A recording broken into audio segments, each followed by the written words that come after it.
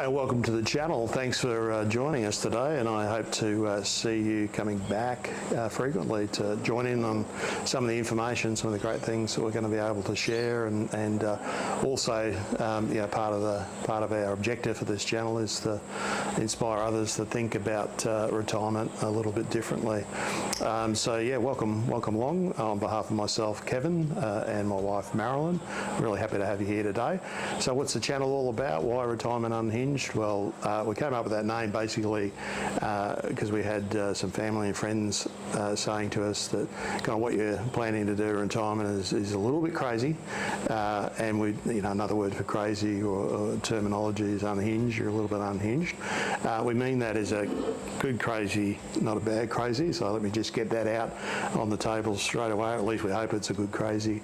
But it's really just, I guess, thinking a bit differently about retirement, and wanted to talk with you and share with you some of our thoughts of kind of what led us to doing what we're thinking about doing and what we're sort of planning potentially to do, and how that all comes together. So really happy to have you with us today.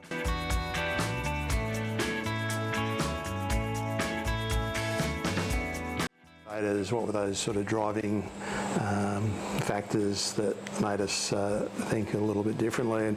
And for me, one of the things was being made redundant about 3 months ago. So second redundancy for me. I don't know if there's if they're trying to send me a message or not. Potentially they are, and that certainly factored into my sort of my feeling. But as he's sort of getting into the late 50s and approaching 60s, and getting made redundant was kind of a bit of a point for me to sort of stop and pause and have a think about what does the future look like? What is the way forward? And it's a bit hard, right? Because you spend a lot of your life in that sort of getting out of school and then either going to university or going into some sort of work or employment or a trade or whatever it might be, and then you get married and you have kids and you sort of do what you want to do and need to do, and raising a family. You get into that almost like the hamster wheel, and I mean that not in a bad way, right? But it's just the cycle of sort of more, and they're educated, and the family's being looked after and taken care of, and so you kind of get very sort of in that hamster wheel. And then as you get off the hamster wheel a little bit, as kids get a bit older and they're kind of less dependent on you. I don't know if they're ever not dependent on you. I'd love to hear some comments from anyone if there is a point at some stage where they do. But at this stage, they're still dependent on you in some way, and they're not children anymore.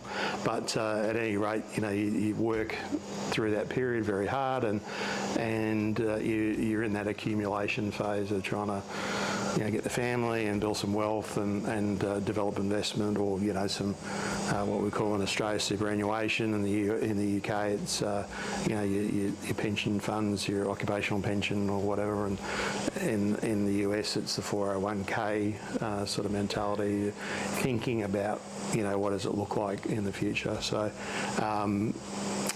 I certainly did that, and then the redundancy piece for me, and the first redundancy and then the second one were kind of, the first not so much, but the second one was really, getting to that point of going, what does the future kind of look like, and what is the retirement,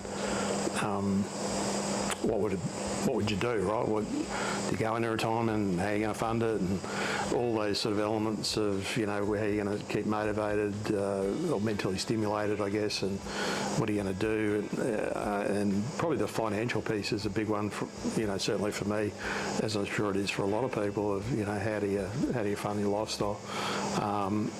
But then what sort of lifestyle is it that you want to have, right? Because, is it just sitting around watching television, or is it playing golf or fishing or knitting or whatever your hobbies or interests may be?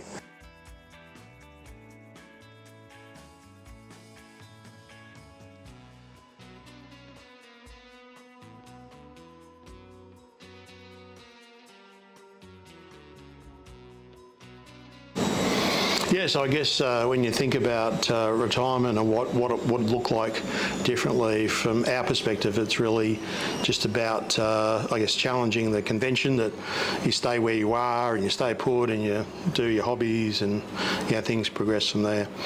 And there's nothing wrong with that. It really comes back to what's comfortable for you and also what makes you happy. And if that's what makes you happy, it's more power to you in that regard, and we wish you all the best. For those that want to maybe think about something a little differently and do something a little differently, that's what we're kind of on about it. And what that different looks like, I guess, is going to be unique and up to each individual. It could be living on a cruise ship for 12 months, or it could be volunteering at a wildlife refuge in Africa. It could be living in a yurk up on the plains of Mongolia, or it could be moving to another country or countries and going around and experiencing different cultures and different cuisine and all that sort of great stuff. So that's one of the things with Retirement Unhinged. We'd like to hear from you and for you to share, if you'd be so willing, to how you're thinking about retirement. It'd be great to get some insight and thoughts from others as we progress through the channel. Because certainly we're not suggesting one way is the right way and one way is the wrong way. It's just you've got an opportunity to be inspired, I guess, and to take inspiration from others potentially around how they're approaching it. So that's what Retirement Unhinged is all about. Really appreciate you joining in on the video today. On the next video, we're going to be introducing you to Marilyn, so you get to meet my lovely wife Marilyn and get her perspective on things. So thanks everyone, and look forward to seeing you back on the channel when the next video, I should say, drops very soon. Thanks. Bye for now.